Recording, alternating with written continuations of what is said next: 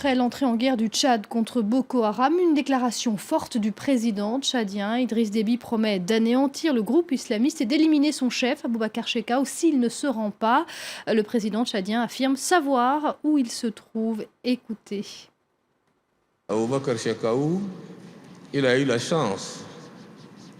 Il était à Dikwa pendant l'attaque. Il a fui de Dikwa. Mais nous savons là où il est.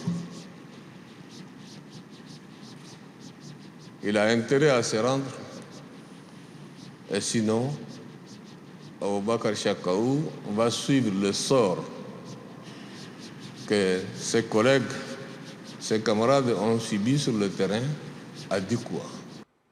Et selon le président tchadien, le leader de Boko Haram se trouverait donc à Dikwa, dans le nord-est du Nigeria. Retour dans cette localité reprise par l'armée tchadienne il y a 2 jours au terme de violents combats avec Nicolas Germain.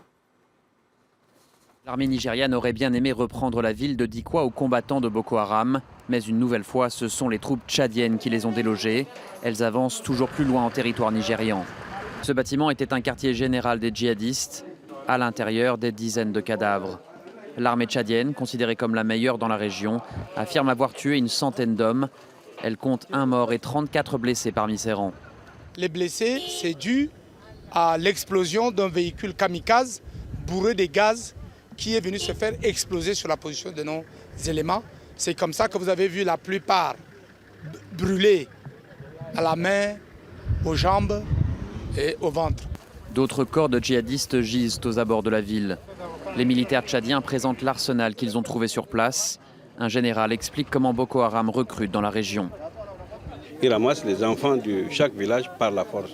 Vous avez 2 enfants, on vous dit donnez-nous les 2 enfants ou bien on vous égorge. Vous êtes obligé de céder les enfants. Donc c'est comme ça qu'ils sont en train de faire un recrutement massif dans toutes les villes.